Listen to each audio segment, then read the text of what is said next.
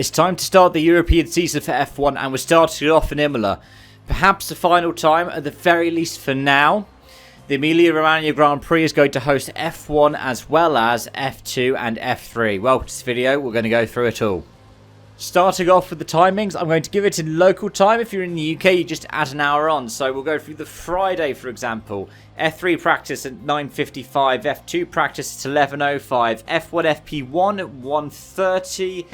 Then we have F3 qualifying at 3 PM, F2 qualifying at 4 PM, F1 FP3 at 5 PM.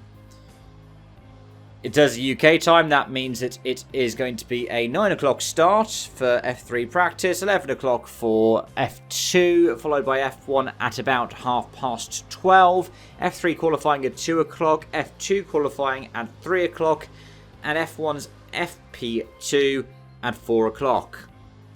Going on to Saturday, the F3 sprint will kick things off at 10 o'clock local time, followed by the Super Cup qualifying.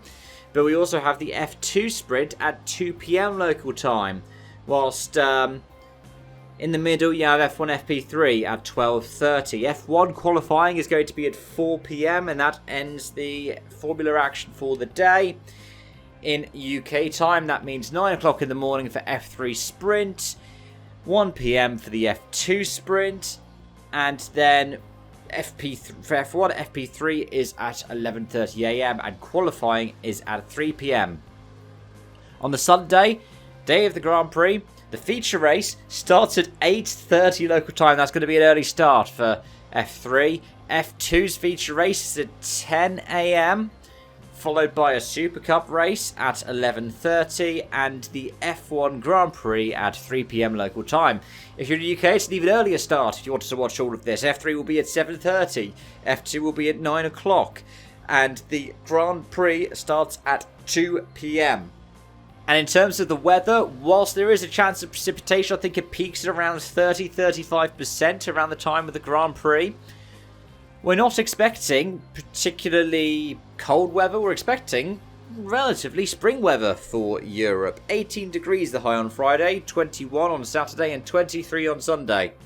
Certainly better than the near 30s we've been getting, as we seem to have gotten a very early summer this year. In terms of turning the clocks back 12 months, the 2024 Emilia Romagna Grand Prix was a fantastic display.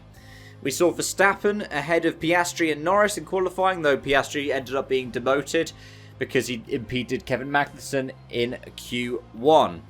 In the race, it was a fantastic display from Lando Norris, who was just off the back of his first Grand Prix win in Miami. He ended up finishing 7/10 of a second behind Verstappen, and that was when the McLaren had only just properly started to bed in the upgrades. Piastri was following it for the first time. He ended up finishing 4th place on that day. 3rd place was Charles Leclerc for the Tifosi, Carlos Sainz in 5th, and then the points are rounded out by Hamilton, Russell, Sergio Perez, Lance Stroll, and Yuki Tsunoda. This is also the first Emilia Romagna Grand Prix that happened since the cancellation of the 2023 race due to flooding in the region. And remember, there are also going to be changes for F1 this weekend, as Franco Colapinto is back. Jack Doohan has been temporarily moved out of the Alpine seat, according to Alpine. And Colapinto will be in for the next few races whilst they assess what they're going to be doing after that. Remember also, Oliver Oakes has left his role. He has been replaced in the interim by Flavio Briatore. So right now, as we go into the final, for now, Emilia Romagna Grand Prix, or F1 race at Imola, the guy whose team won the last one, well, Team Enstone is in blue. At the helm is Flavio Briatore. And behind the wheel is a highly rated Spanish speaker. But in terms of ones to watch, Colapinto is going to be someone who's on everybody's radar. I'd be interested to see the net change in terms of pace year on year for the different cars. Imola is very much a driver's track, so in terms of racecraft, it rewards somebody who's able to get the moves done quickly and decisively. Something that we've seen Verstappen do in the past, and something that we're seeing Piastri also start to do properly this year. In terms of one lap pace, Piastri has been close to the edge of Norris this time around. We need to see if he can replicate the Norris beating form he had last year in qualifying. If he does, then that race is going to be even more convincing for him. Now, it is a lower temperature, so expect that if the track temperatures are also equally lower, Verstappen will start to come back. Remember, Suzuka, one of the big benefits, the track temperature wasn't particularly high. That's what helped the Red Bull compete. Also, because of the kind of way that the track is set up, it is similar in terms of some parts of profile to something like Suzuka. So do not rule out Max Verstappen. As much as I'm saying about the improvements year on year for McLaren that could put them up at the front, Red Bull are going to be as competitive as ever. Mercedes think they've got things sussed. Ferrari are hoping that when the changes come in Barcelona, they can reap the rewards of it.